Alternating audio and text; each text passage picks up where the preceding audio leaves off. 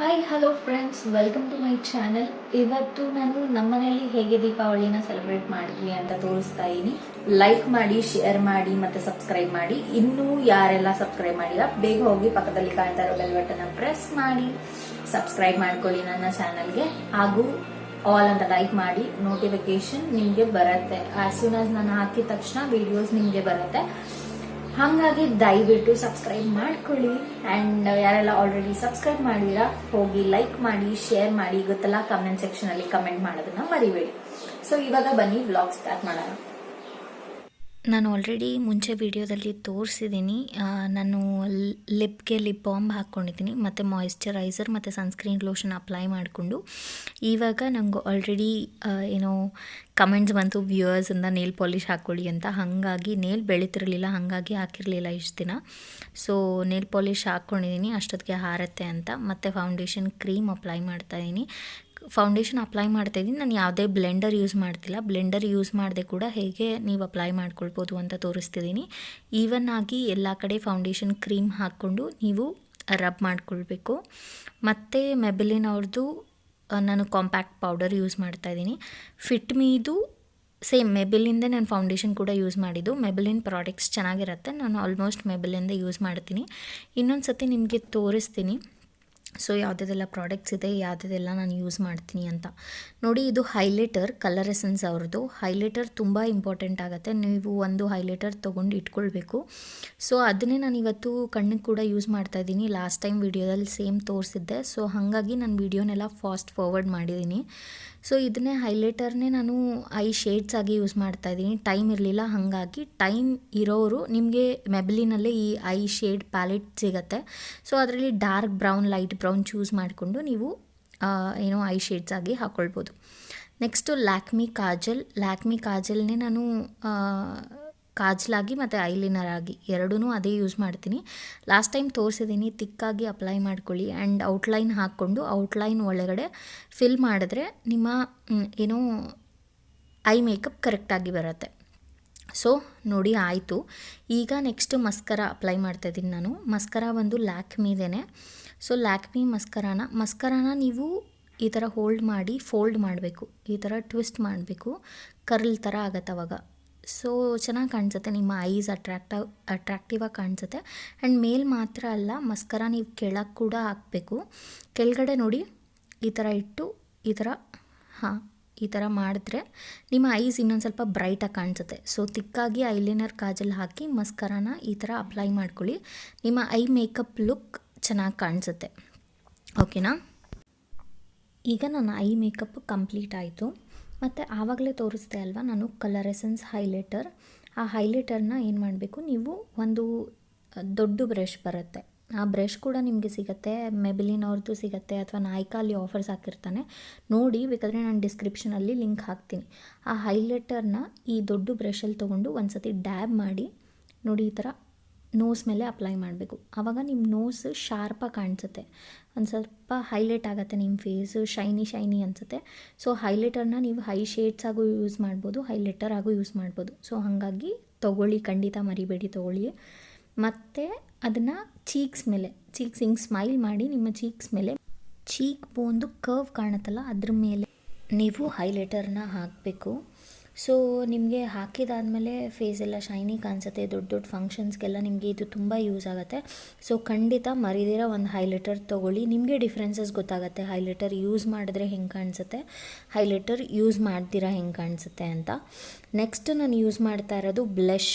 ಅದು ಬಂದು ಕೂಡ ಫಿಟ್ ಮೀ ಮೆಬಿಲಿನ್ ಅವ್ರದ್ದೇ. ಅದನ್ನು ಏನು ಮಾಡಬೇಕು ಅಂತಂದರೆ, ಅದನ್ನು ನೀವು ಸೇಮ್ ಬ್ರಷ್ ಯೂಸ್ ಮಾಡಿಕೊಂಡು ಸ್ವಲ್ಪ ಡಿಪ್ ಮಾಡಿ, ನನಗೆ ಅಷ್ಟೊಂದು ಇಷ್ಟ ಇಲ್ಲ, ಜಾಸ್ತಿ ಹಾಕಲ್ಲ ನಾನು, ಲೈಟಾಗಿ ಹಾಕೋದು. ಮತ್ತು ಅದನ್ನು ಡ್ಯಾಬ್ ಮಾಡಬೇಕು, ಎಕ್ಸ್ಟ್ರಾಸ್ ಎಲ್ಲ ಕೆಳಗಡೆ ಬೀಳುತ್ತೆ. ಡ್ಯಾಬ್ ಮಾಡಿದಾದಮೇಲೆ ನೋಡಿ, ಆ ಥರ ಸ್ಪ್ರೆಡ್ ಮಾಡಿಕೊಂಡು ನೀವು ಈವನ್ನಾಗಿ ಬ್ರಷಲ್ಲಿ ಕರೆಕ್ಟಾಗಿ ನೀವು ಅದನ್ನ ಸ್ಪ್ರೆಡ್ ಮಾಡಬೇಕು, ಇಲ್ಲಾಂದರೆ ಆಡಕ್ಕೆ ಕಾಣಿಸುತ್ತೆ. ಸೊ ಚೆನ್ನಾಗಿ ಅದನ್ನ ಈವನ್ನಾಗಿ ಸ್ಪ್ರೆಡ್ ಮಾಡಿ ಬ್ರಷ್ ಯೂಸ್ ಮಾಡಿ. ಎರಡೂ ಕಡೆ ಆ ಥರ ಹಾಕ್ತವಾಗ ಬ್ಲಷ್ ಹಾಕಿದ ತಕ್ಷಣವೇ ನಿಮ್ಗೊಂಥರ ನಿಮ್ಮ ಫೇಸೇ ಹೈಲೈಟ್ ಆಗುತ್ತೆ. ನೀವು ಡಿಫ್ರೆನ್ಸಸ್ ನೋಡ್ಬೋದು. ನೋಡಿ, ಒಂದು ಕಡೆ ನಾನು ಬ್ಲಷ್ ಹಾಕಿ ತೋರಿಸ್ತೀನಿ, ಇನ್ನೊಂದು ಕಡೆ ಹಾಕಿಲ್ಲ. ನೋಡಿ, ಈ ಕಡೆ ಡಿಫ್ರೆನ್ಸ್ ನೋಡಿ, ಆ ಕಡೆ ಡಿಫ್ರೆನ್ಸ್ ನೋಡಿ, ನೀಟಾಗಿ ಗೊತ್ತಾಗತ್ತಲ್ವ. ಸೊ ಈ ಬ್ಲಷ್ನ ಹೈಲೈಟರ್ ಎಲ್ಲಿ ಹಾಕಿರ್ತೀರ ಅದ್ರ ಕೆಳಗಡೆ ಹಾಕಿ ಯೂಸ್ ಮಾಡಬೇಕು ನೋಡಿ. ಸೊ ಇವಾಗ ಒಂದು ಸೈಡ್ ಅಪ್ಲೈ ಮಾಡಿದ್ದಾಯಿತು. ಇವಾಗ ಇನ್ನೊಂದು ಸೈಡ್ ಕೂಡ ಅದೇ ಥರ ಎಷ್ಟು ಬೇಕೋ ನೋಡಿಕೊಂಡು ಎರಡೂ ಕಡೆ ಈವನ್ ಆಗಿ ಅಷ್ಟೇ ಪ್ರಮಾಣದಲ್ಲಿ ಹಾಕಬೇಕು, ಇಲ್ಲಾಂದರೆ ಚೆನ್ನಾಗಿ ಕಾಣಿಸೋದಿಲ್ಲ. ಸೊ ನೋಡಿಕೊಂಡು ಮತ್ತು ಆ ಕಡೆನೂ ಚೆನ್ನಾಗಿ ಬ್ಲೆಂಡ್ ಮಾಡಬೇಕು ಬ್ರಷಲ್ಲಿ.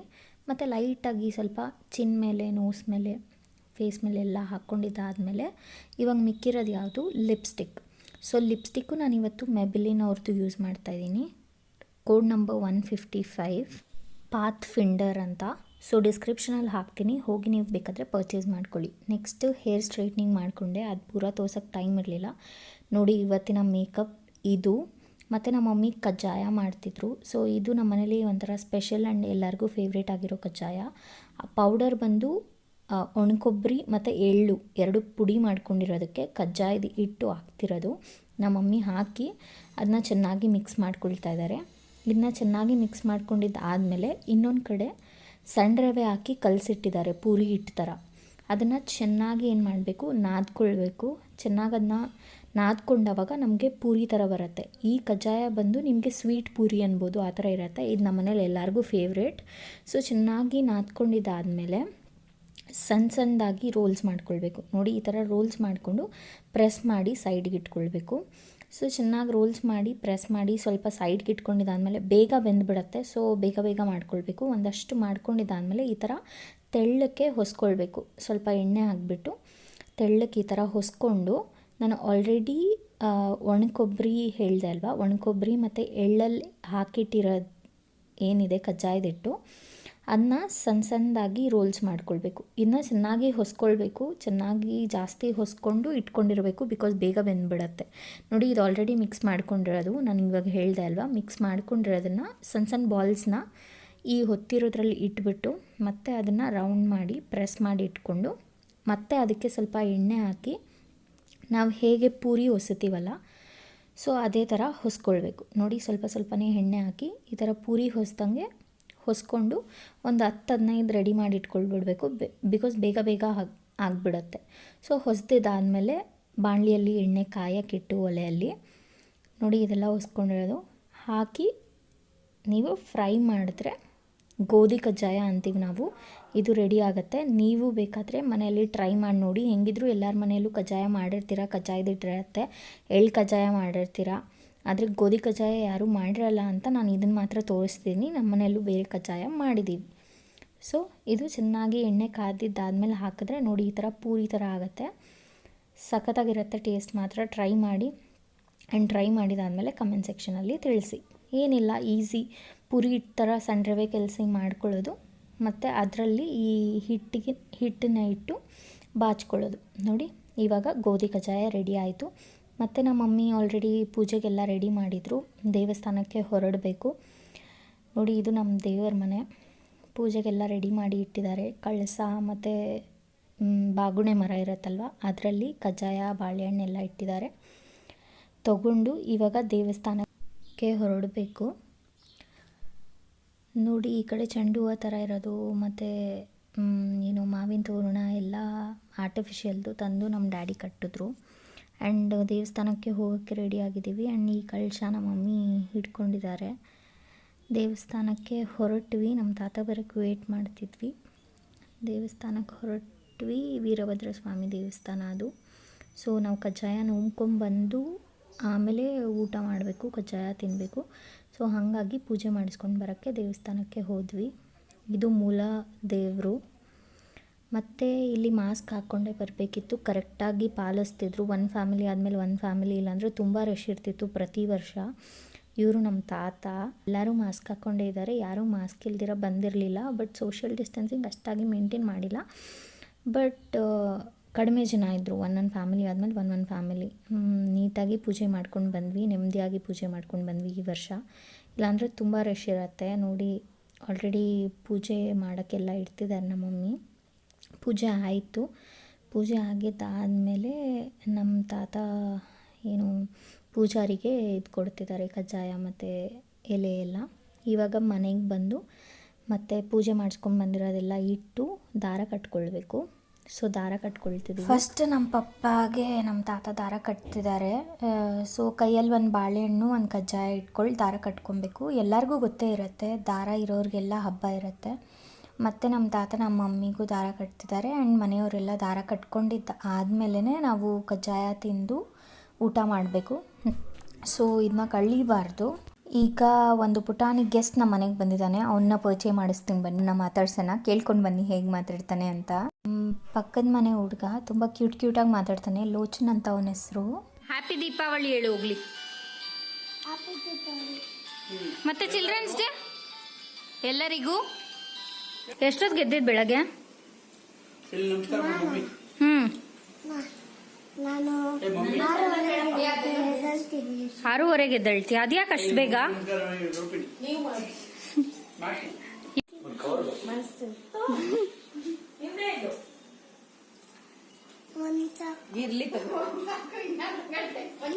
ತಗೋ ಮಂಚ್ ಜೊತೆಗೆ ಚಾಕಿನೂ ತಗೋ, ಅದನ್ನ ಎತ್ತಿಟ್ಕೊಂಡಿರು, ಆಮೇಲೆ ತಿನ್ನು.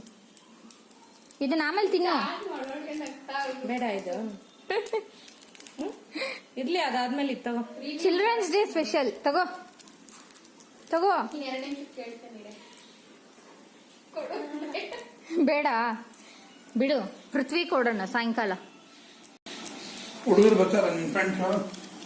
ಆಮೇಲೆ ಬೇಕಾದ್ರೆ ಇಲ್ಲೇ ತಿನ್ಬಿಡ್ತೀನಿ. ಯಾಕೆ ಎತ್ಕೊಂಡೋದ್ರೆ ಬೈತಾರ? ಅಮ್ಮ ಬೈತಾರ? ಮತ್ತೆ ಎತ್ಕೊಂಡೋಗು. ಇಲ್ಲೇ ತಿಂತೀನಿ. ಇಲ್ಲಿ ನೋಡಿ, ಮಧ್ಯ ನಮ್ಮ ತಾತನೂ ಸ್ವಲ್ಪ ಜೋಕ್ ಮಾಡ್ತಿದ್ದಾರೆ. ಇದು ನಮ್ಮನೆ ಊಟ: ಕಜ್ಜಾಯ, ಕೋಸಂಬರಿ, ಅನ್ನ ಸಾರು, ಕಾಳು ಪಲ್ಯ.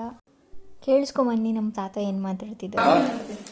ಯಾರ್ದಲ್ಲೂ ಮಾಮನ ಹಾ ಆಲೂಗಡ್ಡೆ ಬೇಯಿಸಿದಿರಿ ಸ್ಕೂಲ್ ಒಳಗ, ಅರ್ಧಂಬರ್ಧ ಬೆಂದಿತ್ತು. ಕಚ್ಚವನೇ ಹಲ್ಲುಗಳು ಅದ್ರ ಕಚ್ಕೊಂಡ್ಬಿಟ್ಟು ಆಮೇಲೆ ನೋಡಿದ್ರಲ್ವಾ, ಅವ್ರ ಫ್ರೆಂಡ್ ಯಾರ್ದೋ ಆಲೂಗಡ್ಡೆ ಒಳಗಡೆ 4 ಕಲ್ಲು ಸಿಕ್ಕಾಕೊಂಡು ಆಲೂಗಡ್ಡೆಯಿಂದನೇ ಆಚೆ ಹೋಗ್ಬಿಡ್ತಂತೆ. ಇಲ್ಲೇ ತಿಂತಾನಂತಪ್ಪ, ಅವ್ನ ಮನೆಗೆ ಎತ್ಕೊಂಡು ಹೋಗಲ್ಲಂತೆ. ಊಟ ಮಾಡ್ತೀಯಾ? ಕೋಸಂಬರಿ ತಿಂತೀಯಾ? ಕಾಳು ತಿಂತೀಯಾ? ಇದು ಬೇಡ ಅಂದಲ್ಲ.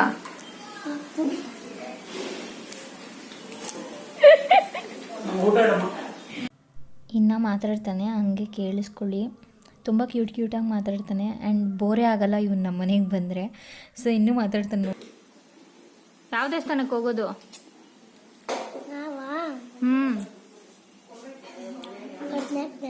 ಗಡ್ನಾಯಕನಹಳ್ಳಿಗೆ ಹೋಗೋದಾ ಇವಾಗ? ಕಜ್ಜಾಯ ಎತ್ಕೊಂಡು ಎಷ್ಟು ಕಜ್ಜಾಯ ಮಾಡ್ತಾ ಇದ್ದಾರೆ? ಜಾಸ್ತಿ. ನಮ್ಮ ತಾತ ಸುಡ್ಕೊಡೋದು, ನಮ್ಮ ಅಜ್ಜಿ ಮಾಡೋದು. ಹೆಂಗ್ ಮಾಡೋದು? ಹಿಂಗೆ ನಮ್ಮನ್ನ ಉಂಡೆ ಮಾಡ್ಕೊಡೋದು. ನೀನು ತಿನ್ನೋದು.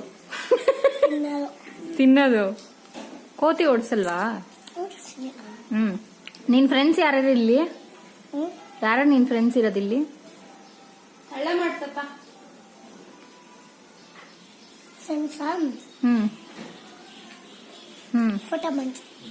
ಫೋಟೋ ಮಂಜು ಅವ್ರು ಹೊರಟೋಗ್ಬಿಟ್ರು. ಹೌದಾ? ಯಾಕೆ? ಎಲ್ಲಿಗೆ? ದೀಪಾವಳಿ ಹಬ್ಬ ಪಟಾಕಿ ಹೊಡೆದೋಳೆ. ಅವ್ರು ನಾಡುದ್ದ ಬರೋದು. ಪೃಥ್ವಿ ಪೂರ್ವಿ ಹೊರಟೋಗ್ಬಿಟ್ರು. ಪೂರ್ವಿ ಹೊರಟೋದ್ಲಾ?